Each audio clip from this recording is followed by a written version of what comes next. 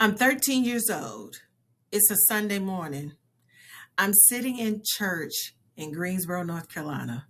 It's a Black Baptist church with those red cushioned wooden pews, the ones with the hymnals tucked in the back, sometimes a Bible or two, enclosed with those communion holder holes on both sides. In the front of the church is that large, grand, almost godly wooden pulpit, the one with the red velvet cloth draped over the front and the embroidered white stitch cross on it, as if to point out this is where Jesus stands, and you dare not come close to the pulpit lest you be struck by God Himself. I'm sitting beside my mother on the second row because that's where we always sat. So close that there could be no distractions, just me, the pulpit, and my mother, who will absolutely pitch or pop me if I start to nod off in sleep. Not to mention, I'm hungry. These services go long in the normal Black Baptist fashion, but one of the church mothers slipped me a peppermint to help me make it through the sermon. My pastor is preaching, and he's talking about this scripture, this principle I've heard my whole life. Do everything as unto the Lord. I've heard it before. He's probably preached it before. But something about that moment, that day just clicks. It's like the words jumped off the pulpit and slapped me in the face. Do everything in excellence. And in that instant, something shifted in me. I decided right then, that's how I'm going to live. Everything I do, I'm going to do it fully with intention and with excellence. I didn't know it then, but that one decision, that one moment in a red cushioned pew in a Black Baptist church in North Carolina, that became the thread that ran through my entire life. That moment stayed with me throughout high school, college, and every door I walked through.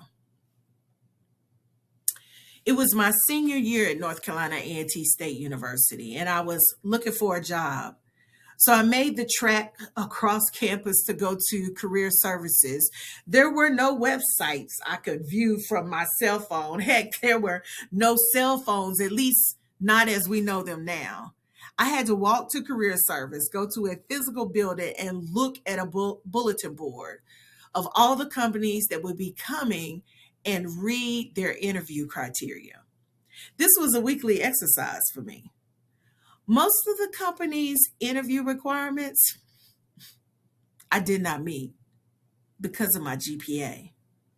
I wish I could tell you I was an honor student. I wish I could tell you I was on the dean's list. I wish I could tell you I was a part of the Honor Society or I did several internships. Nope.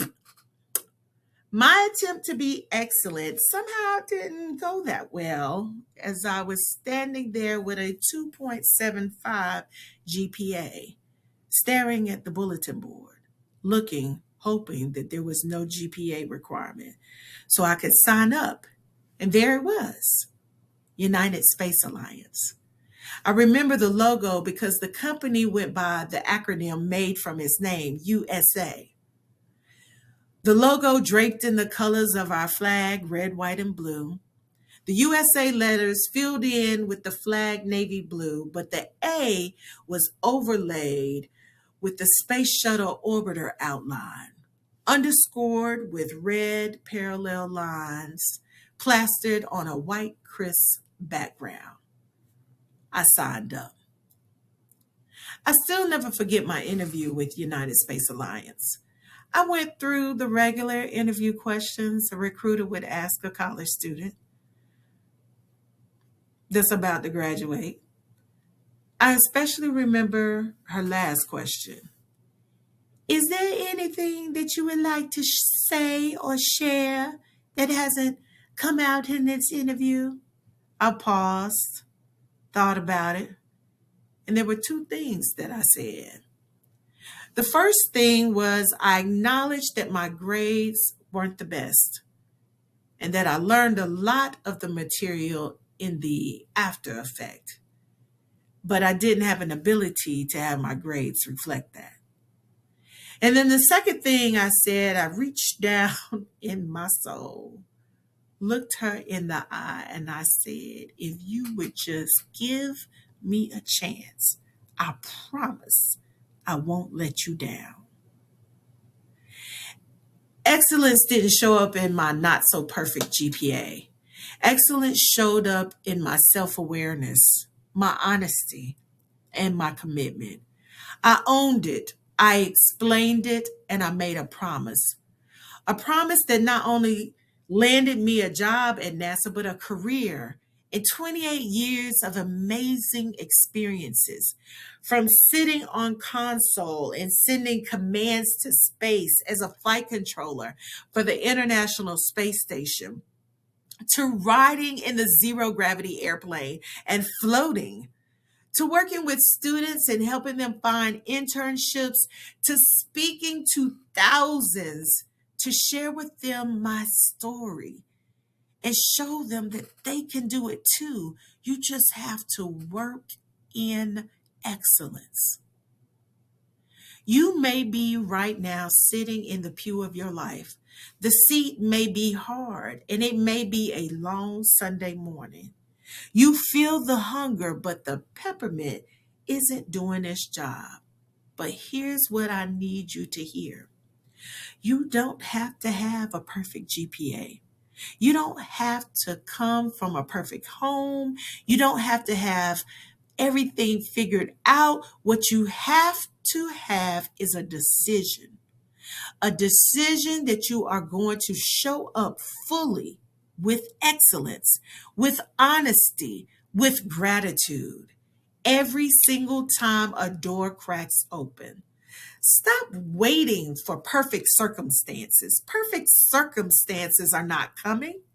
What's coming are opportunities, small ones, unglamorous ones you almost talked yourself out of. And when they show up, your only job is to walk through them like you mean it. I was a girl from Greensboro, North Carolina, who sat in a Black Baptist church on a Sunday morning and made a quiet decision that nobody saw but God. That decision took me to NASA, the International Space Station, zero gravity, and 28 years of service. And now here, standing in front of you. So I want you to make that same decision today. Not when your grades are better, not when your circumstances change. Today, commit to excellence in everything you touch and watch what God does with a person who refuses to do anything halfway. Your NASA is waiting on you. Thank you.